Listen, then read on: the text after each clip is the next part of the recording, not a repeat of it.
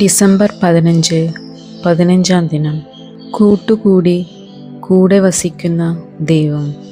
വചനം: ദൈവം നമ്മോടുകൂടെ എന്ന് അർത്ഥമുള്ള എമ്മാനുവേൽ എന്ന് അവൻ വിളിക്കപ്പെടും.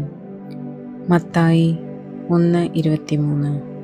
വിചിന്തനം: കൂട്ടുകൂടി കൂടെ വസിക്കാൻ ഒരു ദൈവം നമുക്കുണ്ട് എന്നതാണ് ആഗമനകാലം നൽകുന്ന ഏറ്റവും വലിയ സന്തോഷം. ലോകത്തിനുള്ള ദൈവത്തിൻ്റെ സദ്വാർത്തയാണ് കൂടെ വസിക്കുന്ന ദൈവപുത്രനായ യേശുക്രിസ്തു. മനുഷ്യനെ സൃഷ്ടിച്ച ദൈവം അവനെ ഓർത്ത് പരിതപിച്ചില്ല എന്നതിൻ്റെ ഏറ്റവും ഉദാത്ത ഉദാഹരണമാണ് ക്രിസ്തുവിൻ്റെ മനുഷ്യാവതാരം. ലോകം മുഴുവനുമുള്ള സദ്വാർത്തയാണ് കൂടെ വസിക്കുന്ന ദൈവം. മനുഷ്യനോടൊപ്പം വസിക്കാൻ ദൈവം ഇറങ്ങി വന്നതിൻ്റെ ആഘോഷമാണല്ലോ ആഗമനകാലം. ദൈവം നമ്മുടെ കൂടെ വസിക്കുന്നു എന്നതാണല്ലോ മനുഷ്യരെന്ന നിലയിലുള്ള നമ്മുടെ മഹത്വം. പ്രാർത്ഥന. സ്വർഗീയ പിതാവേ, നിന്റെ പ്രിയപുത്രനെ മനുഷ്യ മക്കളോടൊപ്പം വസിക്കാൻ ഭൂമിയിലേക്ക് അയച്ചുവല്ലോ. ആ പുത്രൻ ലോകാവസാനം വരെ ഞങ്ങളുടെ കൂടെ വസിക്കുന്നു എന്നതാണ് ഞങ്ങളുടെ ഏറ്റവും വലിയ സന്തോഷം. മനുഷ്യമക്കളുടെ കൂടെ വസിക്കാൻ സ്വർഗം വിട്ട് ഭൂമിയിലേക്ക് വന്ന ഈശോയ്ക്ക് ഞങ്ങളുടെ ഹൃദയത്തിൽ വാസസ്ഥലമൊരുക്കാൻ ഈ ആഗമനകാലത്ത് ഞങ്ങൾക്ക് കൃപ തരണമേ. നിത്യം പിതാവും പുത്രനും പരിശുദ്ധാത്മാവുമായ സർവേശ്വര എന്നേക്കും ആമേൻ. സുകൃതജപം. ഉണ്ണീശോയെ, നീ എൻ്റെ ഹൃദയത്തിൽ എന്നും വസിക്കണമേ. ഉണ്ണീശോയെ, നീ എൻ്റെ ഹൃദയത്തിൽ എന്നും വസിക്കണമേ.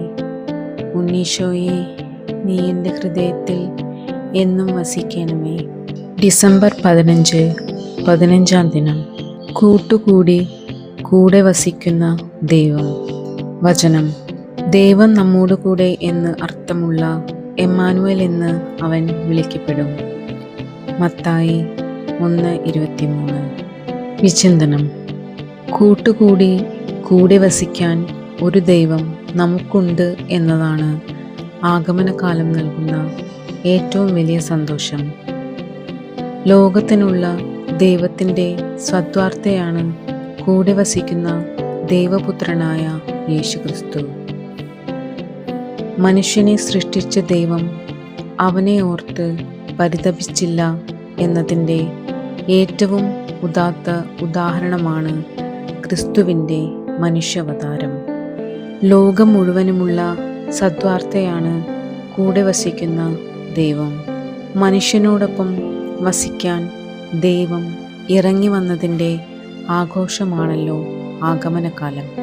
ദൈവം നമ്മുടെ കൂടെ വസിക്കുന്നു എന്നതാണല്ലോ മനുഷ്യരെന്ന നിലയിലുള്ള നമ്മുടെ മഹത്വം. പ്രാർത്ഥന. സ്വർഗീയ പിതാവേ, നിന്റെ പ്രിയപുത്രനെ മനുഷ്യ മക്കളോടൊപ്പം വസിക്കാൻ ഭൂമിയിലേക്ക് അയച്ചുവല്ലോ. ആ പുത്രൻ ലോകാവസാനം വരെ ഞങ്ങളുടെ കൂടെ വസിക്കുന്നു എന്നതാണ് ഞങ്ങളുടെ ഏറ്റവും വലിയ സന്തോഷം. മനുഷ്യമക്കളുടെ കൂടെ വസിക്കാൻ സ്വർഗം വിട്ട് ഭൂമിയിലേക്ക് വന്ന ഈശോയ്ക്ക് ഞങ്ങളുടെ ഹൃദയത്തിൽ വാസസ്ഥലമൊരുക്കാൻ ഈ ആഗമനകാലത്ത് ഞങ്ങൾക്ക് കൃപ തരണമേ. നിത്യം പിതാവും പുത്രനും പരിശുദ്ധാത്മാവുമായ സർവേശ്വര എന്നേക്കും ആമേൻ. സുകൃതജപം. ഉണ്ണീശോയെ, നീ എൻ്റെ ഹൃദയത്തിൽ എന്നും വസിക്കണമേ.